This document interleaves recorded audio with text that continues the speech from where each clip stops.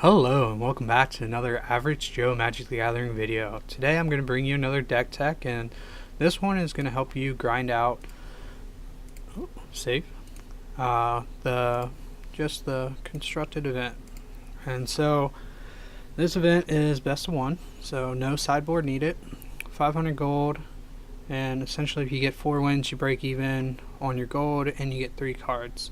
So this is a good way to gain cards as you're playing, and if you break past 4 wins then you're actually gaining a profit, which is not hard to do with the deck that I'm going to show you. So this is mono blue, just like I've shown in the past, with some upgrades due to Ravnica Allegiance. Don't know why I blanked there. So Curious Obsession times 4, of course. This is your winning strategy. Like, Curious Obsession alone can win you so many games just because of card advantage. Dive Downs to protect anything that has Curious Obsession, especially your Tempest Djinn or Mistcloaked Heralds, which can't be blocked. So again, that's generally what you'll put this on, just because it can always get through to ping to get you that card draw. Ops, again, just getting through your deck, finding what you need. Terramanda is one of the new cards, and it's amazing, especially in mono blue. Turn 1, it's a 1/1. Later in the game, it can easily adapt for 1, 2, 3 mana at most, and then you have a 5/5 flyer in the air. It's just a great card, especially for this deck. 2 Spell Pierce, 2 Blink of an Eye.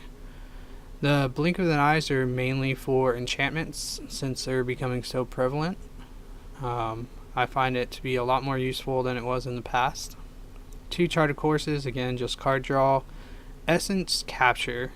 So this is a lot like Essence Scatter, but you also get to put a +1/+1 counter onto one of your creatures. So it's again buffing you, getting you to be able to deal additional points of damage, which is really important in mono blue because it's a race. Like, you want the games to be over quickly before they can stabilize and take you out. You're trying to play a tempo game and win quickly. Tricksters, I mean, they're just tricky, you know. They're great for tapping down something. They're great for removing counters. Like, this is really good against mono red because you can use it on the Steamkin at the start of their turn, and it stops them from being able to buff it up and float mana, gain mana. Really great card against them.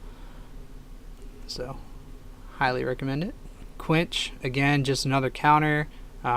It's very good for tempo because you're going to play this early and just get some of their threats. You know, later on in the game, obviously this is a horrible draw because they're going to have enough mana to pay it. But again, if you're that late into the game where this is not effective, you're probably going to be losing that game.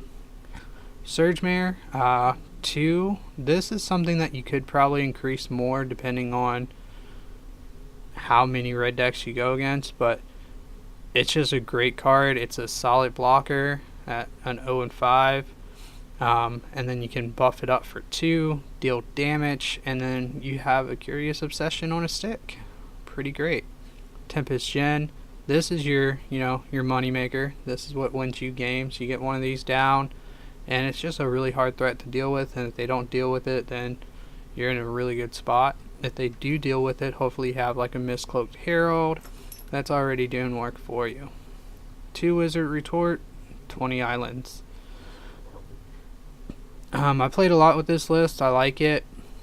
Some of the things that I've thought about is cutting down on card draw for the Storm Tamers, just because they're really good. But I find that most games I'm sacking them anyway, so to use as a counter spell or protection.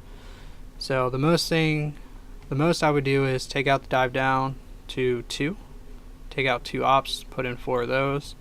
I think that would be good. Or you can take out 2 of the Essence Captures, 2 of the Ops, 2 of the Dive Downs, whatever, and plug in 4 of those. If you're going to play the Storm Tamer, play a playset, and just kind of adjust based on the needs that you're seeing that you're facing.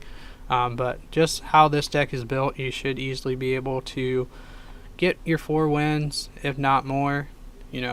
Essentially, If you go past 4, it's great, but all you're trying to do is at least get 4, get those 3 card rewards, and just keep grinding. And eventually you'll start getting new cards, you'll earn your daily quest rewards, and you'll be able to buy packs.